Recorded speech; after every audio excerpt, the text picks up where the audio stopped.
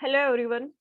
आज की क्लास में जो प्रीवियस ईयर क्वेश्चन पूछे गए हैं जो एनटीपीसी ग्रुप डी है उसके अंदर जो प्रीवियस ईयर में क्वेश्चन पूछे गए हैं वो हम आज की क्लास में सोल्व करने वाले हैं वन बाय वन। हर एक शिफ्ट में जो क्वेश्चन पूछे गए हैं वो हम यहाँ पे सोल्व करेंगे। डेली एक एक वीडियो यहाँ पे अपलोड होगी पीवाईक्यूज की। तो स्टार्ट करते हैं। फर्स्ट क्वेश्चन है, जब तक किसी पिंड पर असंतुलित बल लागू किया जाता है तब तक इसकी में निरंतर परिवर्तन होता रहता है। जब भी किसी पिंड के ऊपर असंतुलित बल लग रहा है, फोर्स लग रहा है, तो उसकी किस चीज में कंटिन्यूअसली चेंजमेंट आते रहेंगे। तो जो स्पीड होती है, चाल होती है, वो कंटिन्यूअसली चेंज होती रहती है। जब भी किसी चीज पे, किसी भी पिंड के ऊपर असंतुलित जो अनबैलेंस फोर्स है वो लगेगा तो उसकी स्पीड के अंदर कंटिन्यूअसली चेंजमेंट्स आते रहेंगे। तो आंसर हो जाएगा इसका चाल। चाल के अंदर कंटिन्यूअसली जो चेंजमेंट्स है वो आते रहेंगे। नेक्स्ट क्वेश्चन है, निषेचित अंडा युग्मनज किस में समाविष्ट हो जाता है। जो फर्टाइल एग है, जो फर्टाइल एग हो चुका है, मतलब स्पर्म और एग का फर्टिलाइजेशन हो चुका है, एग फर्टाइल हो चुका है, उसके बाद जो एम्ब्रियो की फॉर्मेशन हो चुकी है after fertilization egg and sperm, जो ह्यूमन बीइंग की बात कर रहे हैं यहाँ पे, ह्यूमन बीइंग में एग एंड स्पर्म का फर्टिलाइजेशन हो चुका है। उसके बाद जो एम्ब्रियो है उसका कंप्लीट डेवलपमेंट कहाँ पे होगा, वो कहाँ पर आके एक जगह इम्प्लांट हो जाता है। समाविष्ट मीन्स इम्प्लांट होना, एक जगह पे आके समाविष्ट हो जाएगा। तो फीमेल के कौन से रिप्रोडक्टिव पार्ट में ये प्रोसेस पूरी चलेगी। तो आफ्टर फर्टिलाइजेशन एम्ब्रियो डेवलपमेंट है वो कहाँ पे होता है, यूट्रस के अंदर होता है। तो यूट्रस को हिंदी में गर्भाशय बोला जाता है। तो गर्भाशय के अंदर जो कंप्लीट एम्ब्रियो डेवलपमेंट है वो होती है। तो जो इसका आंसर हो जाएगा वो गर्भाशय, कि भाई जो फर्टाइल एग है वो कहाँ पे आके रुक गया, गर्भाशय के अंदर आके रुक चुका है और वहां पे पूरा का पूरा प्रोसेस है वो चलेगा। निषेचित अंडाणु को युग्मनज कहा जाता है। जो फर्टाइल हो चुका अंडा, जिसमें फ्यूजन हो चुका मेल एंड फीमेल गैमेट का, उसको युग्मनज बोला जाता है, एम्ब्रियो बोला जाता है। नेक्स्ट क्वेश्चन अपने पास, आयरन तत्व का रासायनिक प्रतीक किस भाषा से लिया गया है। जो हम आयरन तत्व जिसको रिप्रेजेंट करते हैं एफई, एफई से रिप्रेजेंट करते हैं, तो ये कौन सी भाषा से लिया गया है वो हमें बताना है। तो किससे लिया गया है, लैटिन। लैटिन जो लैंग्वेज है उससे आयरन का जो ये सिंबल है ये लिया गया है। ये यहाँ पे बता रखा है कि लोहा का प्रतीक आयरन का सिंबल है वो क्या होगा, एफई। किसी वस्तु पर कार्य करने वाले गुरुत्व बल को किस रूप में माना जाता है। किसी भी चीज का जो ग्रेविटेशनल फोर्स है उसको किस चीज में मेजर किया जाता है, किस टाइप से हम उसको मेजर करेंगे, किस टाइप से उसको किस रूप में माना जाएगा, वो हमें यहाँ पर बताना है। तो मेनली वेट, उस चीज को मेजर करते हैं तो उसका वेट, और वेट में क्या इंक्लूड होता है, ग्रेविटेशनल फोर्स भी इंक्लूड होता है। जो ग्रेविटी की वजह से फोर्स लग रहा है हमारे ऊपर वो भी इंक्लूड होता है। तो जो भार होता है वो किस चीज को रिप्रेजेंट कर रहा है, गुरुत्व बल का जो इंक्लूड कर रहा है उसका रूप दे रहा है। तो आंसर हो जाएगा भार। नेक्स्ट क्वेश्चन है, अमोनियम क्लोराइड NH4Cl का जलीय विलयन कैसे होता है। मतलब इसका जो पीएच है मतलब वो एसिडिक होगा या फिर वो बेसिक होगा, वो हमें यहाँ पे बताना है कि जो NH4Cl है, अमोनियम क्लोराइड है, वो बेसिक फॉर्म में होगा या फिर एसिडिक फॉर्म में होगा। तो जो अमोनियम क्लोराइड होता है ये वीक एसिड माना जाता है। इसको हिंदी में आप लोग बोल सकते हो हल्का अम्लीय, वीक एसिड में काउंट होता है क्योंकि इसका पीएच 7 से कम होता है। जो पीएच की रेंज होती है वो होती है 0 to 14, 0 to 14 की रेंज होती है। और 0 to 7, 0 to 7 क्या होते हैं, एसिड होते हैं, 7 न्यूट्रल होगा, और 8 to 14 हो जाएंगे बेस। तो इसके अंदर भी स्ट्रॉन्ग एंड वीक का एक सिस्टम इंक्लूड किया गया है। 0 to 2 वाले हो जाएंगे स्ट्रॉन्ग एसिड, और 3 to 6 वाले हो जाएंगे वीक एसिड। 7 न्यूट्रल ही है, और फिर जो 8 to 6 है, सॉरी 8 to 10, 8 to 10 है वो स्ट्रॉन्ग बेस, और जो 10 to 14 वाले होंगे वो किस में इंक्लूड होंगे, वीक बेस में। तो अमोनियम क्लोराइड है वो किसके अंदर इंक्लूड होता है, 5 to 6 के बीच में इसका पीएच रहता है। तो फिर ये किस में इंक्लूड होगा, 5 to 6 वाला पेज किस में इंक्लूड होगा, वीक बेस में इंक्लूड होगा, तो इसको हम बोल सकते हैं हल्का अम्लीय, क्योंकि इसका पीएच है वो कितना 7 से कम है। नेक्स्ट क्वेश्चन है, धातु ऑक्साइड और हाइड्रोजन का निर्माण करने के लिए कौन सी धातु वाष्प के साथ अभिक्रिया करती है।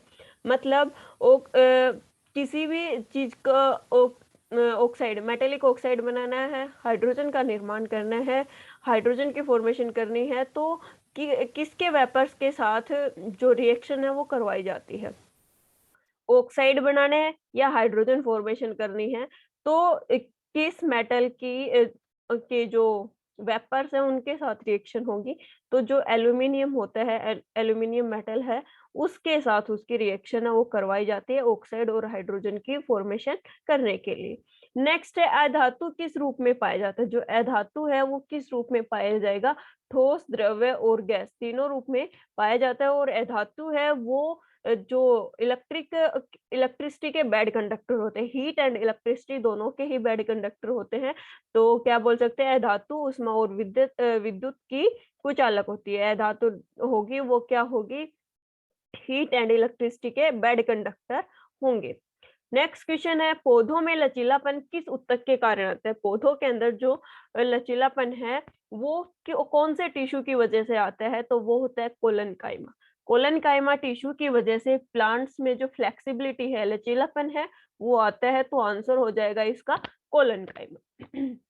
नेक्स्ट क्वेश्चन है, हवा में ऑक्सीजन किस माध्यम से मुक्त होती है। हवा के अंदर ऑक्सीजन आ रही है वो किस वजह से आ रही है, तो जो फोटोसिंथेसिस की प्रोसेस होती है प्लांट्स के अंदर, प्रकाश संश्लेषण की प्रोसेस, जिसके द्वारा प्लांट्स अपना खाना प्रिपेयर करते हैं, फूड प्रिपेयर करते हैं, तो उस टाइम प्लांट CO2 को एब्जॉर्ब, जो कार्बन डाइऑक्साइड गैस है उसको एब्जॉर्ब करते हैं और जो ऑक्सीजन गैस है उसको रिलीज करते हैं। तो हवा के अंदर, एयर के अंदर ऑक्सीजन कहाँ से मिक्स हो रही है, बाय द फोटोसिंथेसिस प्रोसेस। जो फोटोसिंथेसिस की प्रोसेस है उसके द्वारा हवा के अंदर जो ऑक्सीजन है वो मिक्स होती है। तो आंसर हो जाएगा प्रकाश संश्लेषण। फोटोसिंथेसिस की प्रोसेस से हवा के अंदर ऑक्सीजन है वो मिक्स हो रही है। प्रकाश संश्लेषण की क्रिया द्वारा CO2 का अवशोषण तथा ऑक्सीजन मुक्त किया जाता है। मतलब CO2 का यूज किया जाता है फोटोसिंथेसिस में और ऑक्सीजन है वो रिलीज की जाती है फोटोसिंथेसिस प्रोसेस में।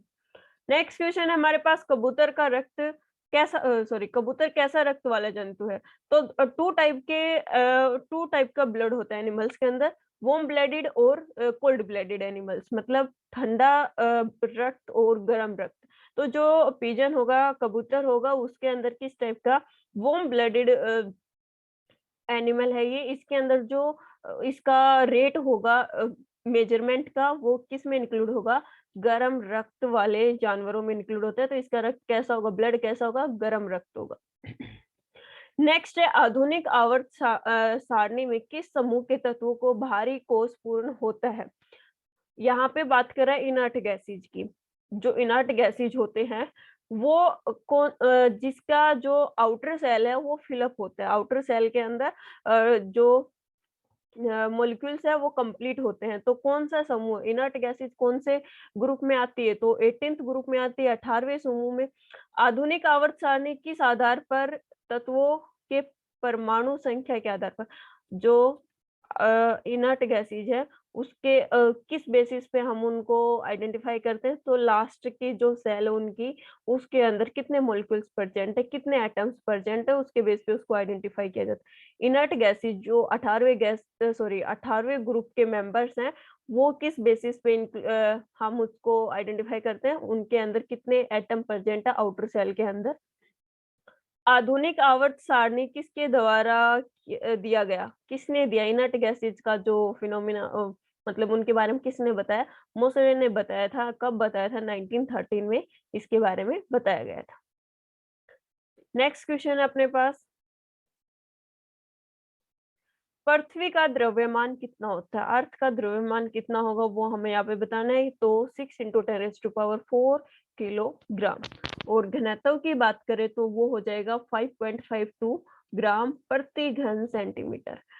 द्रव्यमान पूछ ले तो 6 × 10⁴ किलोग्राम और घनत्व पूछ ले तो 5.52 ग्राम प्रति घन सेंटीमीटर।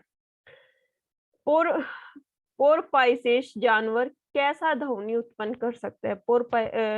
कोई विशेष जो एनिमल है वो किस टाइप की साउंड प्रोड्यूस करेगा वो हमें यहाँ पर बताना है। तो पैराध्वनि है वो यहाँ पे रिलीज की जाती है जो पोरपोइसेस जो जानवर है, पोरपोइसेस जानवर है उसके द्वारा।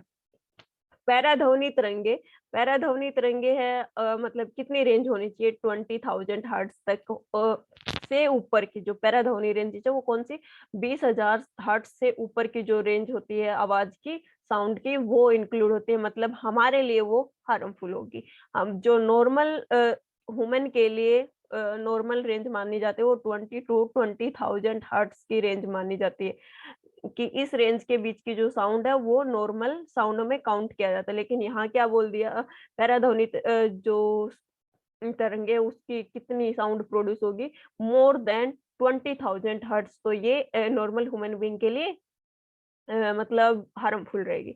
श्रव्य तरंगे जो नॉर्मल ह्यूमन बीइंग के लिए यूज होती है वो ये वाली रेंज के अंदर होंगी। और अश्रव्य तरंगे जो हमें सुनाई नहीं देती, जो हमें सुनाई नहीं देगी वो 20 हर्ट्ज से नीचे, मतलब 20 हर्ट्ज से नीचे की जो साउंड है वो हमें सुनाई नहीं देगी। 20 हर्ट्ज टू 20,000 हर्ट्ज तक की जो साउंड है वो एक ह्यूमन बीइंग सुन सकता है, उसके ईयर के लिए वो सेंसिबल होती है, मतलब बिल्कुल उनकी जो रेंज है वो राइट रेंज होती है, उसके अंदर वो इंक्लूड किया जाता है। और पैराध्वनि की रेंज होती है वो हमारे लिए हार्मफुल होती है। नेक्स्ट क्वेश्चन अपने पास, किस माध्यम से ध्वनि की गति सर्वाधिक किस माध्यम में ध्वनि की गति सर्वाधिक होती है? सबसे ज्यादा किस मीडियम के थ्रू जो साउंड है वो पास हो सकती है? तो 3 मीडियम होते हैं, solid, liquid and gas, 3 medium होते हैं। तो यहाँ पे जो सॉलिड मीडियम होता है उसमें जो साउंड की स्पीड है वो सबसे ज्यादा होती है। तो यहाँ पे आंसर हो जाएगा ठोस माध्यम। ठोस माध्यम के अंदर ध्वनि की गति सर्वाधिक होगी और सबसे कम किस में होगी? गैस के अंदर।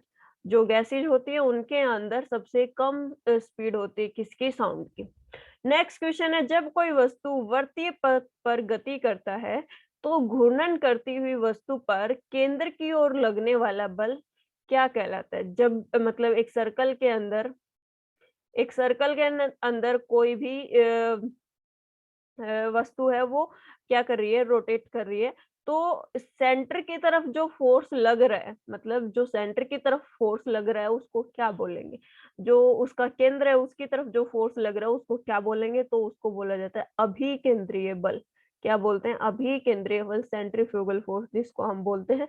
अभिकेंद्रीय बल यहाँ पे लगता है और उसका जो फॉर्मूला हो जाएगा वो हो जाएगा mv²/r। m है वो मास को रिप्रेजेंट करता है, v वेलोसिटी को रिप्रेजेंट करता है और r है वो रेडियस को रिप्रेजेंट यहाँ पे करता है। नेक्स्ट क्वेश्चन है, एक सुचालक का प्रतिरोध किस पर निर्भर नहीं करता? सुचालक का जो प्रतिरोध है वो किस पर निर्भर नहीं करेगा? दाब, प्रेशर के ऊपर डिपेंड नहीं करता है कि उसमें इलेक्ट्रिसिटी का बैड कंडक्टर या फिर गुड कंडक्टर है, वो किस पे? प्रेशर पे डिपेंड नहीं करेगा, टेम्परेचर के ऊपर वो डिपेंड करता है। तो यहाँ पे आंसर हो जाएगा प्रेशर, दाब। नेक्स्ट है, ऑक्सीजन का द्रव्यमान में हाइड्रोजन का द्रव्यमान का अनुपात हमेशा कितना होता है? ऑक्सीजन और हाइड्रोजन का रेशियो पूछा गया है, वो कितना आ जाएगा? 1:8। और ऑक्सीजन और हाइड्रोजन का अनुपात आयतन कितना होता है? 2:1। तो द्रव्यमान पूछ ले तो 1:8 एंड आयतन पूछ ले तो 2:1 हो जाएगा इसका। नेक्स्ट क्वेश्चन अपने पास, एक प्रकार का प्रजनन जिसमें पौधे का एक हिस्सा नए हिस्सों में विकसित होता क्या कहा जाता है? विकसित होता है उसे क्या कहा जाता है? तो एक प्लांट्स में 2 टाइप की प्रोसेस पढ़ते हैं, sexual production and asexual production. तो यहाँ पे हमें एसेक्सुअल प्रोडक्शन का एक टाइप यहाँ पे हमें बताना है। तो एसेक्सुअल प्रोडक्शन में जो वेजिटेटिव प्रोपोगेशन है उस प्रोसेस के द्वारा हम प्लांट के किसी भी हिस्से को काट के लगा देंगे तो उससे एक नया पौधा बन जाएगा। चाहे स्टेम को काट के लगाए तो उससे भी नया पौधा बन जाता है, अगर उसके रूट को काट के लगाया तो उससे भी नया प्लांट बन जाएगा, या फिर उसकी लीव्स को लगाया तो उससे भी नया प्लांट लग जाता है। तो आंसर हो जाएगा यहाँ पे वेजिटेटिव प्रोपोगेशन। वेजिटेटिव प्रोपोगेशन एक एसेक्सुअल प्रोडक्शन का टाइप है और उससे हर एक पार्ट से हम प्लांट के नया प्लांट ग्रो कर सकते हैं। नेक्स्ट है धोवन सोडा। धोवन सोडा के एक अणु में पानी के कितने अणु स्थित होते हैं? तो कितने, जो सोडियम कार्बोनेट जिसको बोला जाता है, सोडियम कार्बोनेट में जो पानी है उसके कितने एटम परसेंट होंगे? तो वो होते हैं 10। सोडियम कार्बोनेट का प्रचलित नाम धोवन सोडा है। ये कई बार पूछ लिया जाता है, पहले क्वेश्चन पेपर में आया हुआ है, तो अभी भी आपको याद रखना कि सोडियम कार्बोनेट को ही धोवन सोडा बोला जाता है। कितने मोलिक्यूल ऑफ वाटर प्रेजेंट है? 10 मोलिक्यूल प्रेजेंट। मछलियों में में हृदय के कितने पक्ष होते हैं? मतलब हार्ट के चैम्बर पूछे गए कि जो फिशेज होती है उसमें कितने हार्ट चैम्बर प्रेजेंट होता है? तो 2 चैम्बर हार्ट प्रेजेंट होता है, और अगर ह्यूमन बीइंग की बात कर ले तो 4 चैम्बर प्रेजेंट होते हैं। यहाँ पे पूछा गया है मछलियों का, तो उसमें 2 चैम्बर। सतनी वर्ग मतलब जो मैमल्स होते हैं, ह्यूमन बीइंग हो गए जैसे कि, उनके अंदर 4 चैम्बर प्रेजेंट होते हैं। और उभचर मतलब जो पक्षियों वाला ग्रुप, रेप्टाइल्स वाला ग्रुप हो गया, उसके अंदर 3 चैम्बर्स जो हार्ट है वो प्रेजेंट होता है। नेक्स्ट क्वेश्चन है, किसी तत्व में समांतनिक की द्रव्यमान 298 है। द्रव्यमान बोला गया 298। यदि उसके नाभिक में 189 न्यूट्रॉन प्रेजेंट है, मतलब उसके न्यूक्लियस में 189 न्यूट्रॉन्स प्रेजेंट है, तो उसकी परमाणु संख्या बतानी है हमें। तो क्या करेंगे, ये टोटल में से न्यूट्रॉन की जो वैल्यू है उसको माइनस कर देंगे, अपने पास जो परमाणु संख्या है वो यहाँ पे आ जाएगी। तो 298 में से 189 माइनस करोगे तो आंसर कितना आ जाएगा? 109। लेंस बनाने के लिए निम्नलिखित में से किसका प्रयोग नहीं होता? जो लेंस होते हैं उनको बनाने में उसको किस चीज का यूज नहीं होता वो बताना है। पानी का यूज नहीं होता, या कांच का यूज नहीं होता, मिट्टी का या प्लास्टिक का? पानी का भी यूज किया जाता है लेंस की फॉर्मेशन में, ग्लास का तो होता ही होता है और प्लास्टिक का भी होता है। तो जो मिट्टी है उसका यूज नहीं होता, किस लिए? लेंस बनाने के लिए। लेंस की फॉर्मेशन करने के लिए सोयल है वो क्या नहीं करेगी, वो यूजफुल नहीं होगी। नेक्स्ट क्वेश्चन है, धातुओं में किस गुण के कारण उसके पत्थर बनाने में आसानी होती है? तो उसकी जो, एक मिनट, धातुओं को बनाने के लिए किस चीज का जो यूजफुल है वो किया जाएगा? क्या?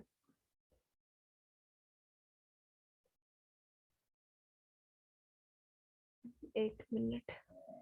उनकी जो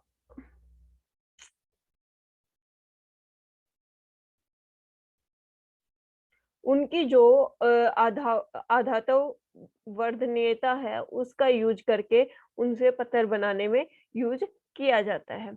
नेक्स्ट क्वेश्चन है अपने पास,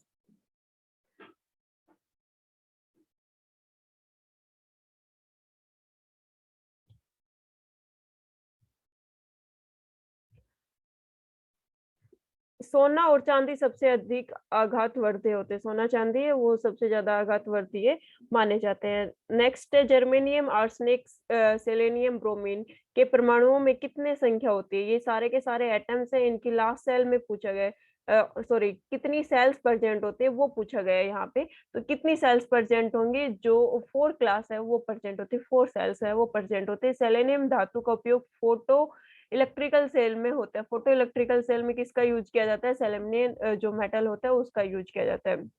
नेक्स्ट क्वेश्चन है, किस परमाणु का उप परमाणु कण निम्न में से कौन सा नहीं है? मतलब किसी परमाणु का उप परमाणु कण नहीं है, इनमें से कौन सा नहीं होगा? तो जिनोन है वो क्या है? एक इनर्ट गैस है, अक्रिय गैस जिसको बोल सकते हैं, इनर्ट गैस है। तो इलेक्ट्रॉन, प्रोटॉन एंड न्यूट्रॉन ये तो सबके अंदर प्रेजेंट होते हैं। इलेक्ट्रॉन, प्रोटॉन एंड न्यूट्रिएंट ये तो सबके अंदर प्रेजेंट है। क्या इनर्ट गैस है वो कहाँ प्रेजेंट होती है? हर एक एटम के अंदर इनर्ट गैस थोड़ी ना प्रेजेंट होगी। तो जिनोन है वो एक इनर्ट गैस है और वो यहाँ पे प्रेजेंट नहीं होगी। नेक्स्ट क्वेश्चन अपने पास, परमाणु के भीतर न्यूट्रॉन और द्वारा प्रोटॉन पर आरोपित बल क्या कहलाता है? पर जो परमाणु है उस पे न्यूट्रॉन का प्रोटॉन के ऊपर जो फोर्स अप्लाई किया जा रहा है उसको क्या बोलेंगे? तो न्यूक्लियर फोर्स बोलेंगे, नाभिकीय बल उसको बोला जाता है। नेक्स्ट है अमोनियम क्लोराइड का जलीय विलयन का पीएच मान कितना होता है।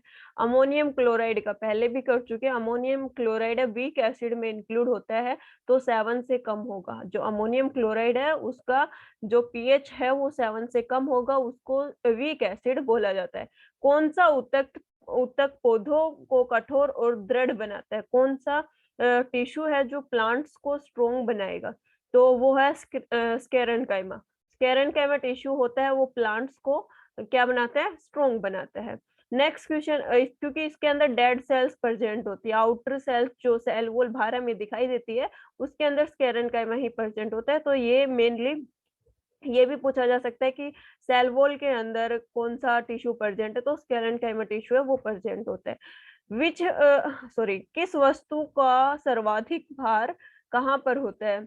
मतलब किसी भी वस्तु का, तो कहाँ पर होगा? पोल्स के ऊपर होगा, सेंटर सॉरी जो इक्वेटर है उसके ऊपर तो किसी भी चीज का वेट कितना माना जाता है? 0 माना जाता है।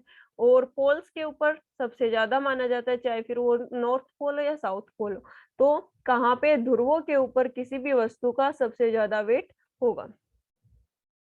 नेक्स्ट क्वेश्चन है, सॉरी पहले उसी के बारे में बताया गया, तो जी की महत्तम मान ध्रुव पर सबसे ज्यादा कहाँ पे होगी? ध्रुव पे होगी। और जी का न्यूनतम मान सबसे कम कहाँ पे होगा? विषुवत रेखा, जो विषुवत रेखा है उसके ऊपर सबसे कम जो वेट होगा वो सबसे कम होगा। नेक्स्ट है मनुष्यों में पाए जाने वाले प्लेसेंटा ऊतक द्वारा कौन सा काम किया जाता है? प्लेसेंटा का काम क्या है? प्लेसेंटा का काम है कि भाई जो फीटस की फॉर्मेशन हो रही है मदर के अंदर उसको न्यूट्रिएंट्स प्रोवाइड करना और साथ में फीटस का जो वेस्ट है उसको बाहर निकालना। तो अपविष्टों को बाहर निकालना मतलब वेस्ट को बाहर निकालना, भ्रूण को पोषण प्रदान करना मतलब उसको न्यूट्रिएंट्स है वो प्रोवाइड करना। नेक्स्ट क्वेश्चन है, वो सॉरी भ्रूण का पोषण जरायु, अमियान और अपरा द्वारा होता है। मतलब ये सारे के सारे चीजें फीटस फॉर्मेशन में हेल्प करती है। रक्त में शर्करा के स्तर में वृद्धि का पता किस कोशिकाओं द्वारा? मतलब डायबिटीज हो रही है किसी पेशेंट को, शुगर लेवल उसका बढ़ रहा है ब्लड के अंदर, तो वो कैसे पता करेंगे? पेनक्रियाज, जो पेनक्रियाज प्रेजेंट होती है हमारी बॉडी के अंदर, वो वहां पे इंसुलिन हार्मोन के द्वारा उस चीज को हम आइडेंटिफाई कर सकते हैं। तो पेनक्रियाज को हिंदी में बोला जाए अग्नाशय। तो अग्नाशय की कोशिकाओं द्वारा हम ये चीज फाइंड आउट कर सकते हैं कि जो ब्लड शुगर है वो क्या हो रही है? इंक्रीज हो रही है। नेक्स्ट क्वेश्चन है हमारे पास, कॉन्स्टेंटन किस धातु का मिश्रित करके बनाया जाता है? किससे बनाया जाता है? कॉपर और निकेल दोनों को मिक्स करके फिर बनाया जाता है। जब एक गिलास में रखे कार्ड को उंगली से धक्का दिया जाता है तो उस पर रखा सिक्का गिलास में गिर जाता है, यह किस नियम को व्याख्यात करता है? एक गिलास के ऊपर एक सिक्का रखा हुआ है, मतलब एक कार्ड रखा है, सॉरी कॉइन नहीं, एक कार्ड रखा है और उसको थोड़ा सा धक्का देते ही वो गिर गया, तो वो किस चीज को? जो न्यूटन का फर्स्ट लॉ है उसको रिप्रेजेंट करता है, जड़त्व के नियम को वो रिप्रेजेंट करता है। नेक्स्ट क्वेश्चन है, चंद्रमा पर किसी वस्तु का भार पृथ्वी पर उस वस्तु के भार का कितना होगा? तो अर्थ के ऊपर तो ग्रेविटेशनल फोर्स है वो अप्लाई होता है, तो मून के ऊपर वो चीज अप्लाई नहीं होती, वहां पे ग्रेविटेशनल फोर्स नहीं है। तो 1:6 मतलब सॉरी 1/6, अगर अर्थ के ऊपर 6 है तो वहां पे कितना होगा? 1 होगा। अर्थ मून के ऊपर एक 1 kg उसका वेट इंक्लूड होगा। नेक्स्ट है, कली चूना एक कैसा यौगिक है? कली चूना किस टाइप का? प्रस्वेदिक यौगिक है, जो कि वह पदार्थ जो हवा में आर्द्रता और CO2 गैस को आसानी से सोख लेता है। मतलब जो हवा के अंदर पोल्यूटेंट्स प्रेजेंट है उनको सोखने का काम करता है, CO2 गैस को सोखने का काम वो करते हैं।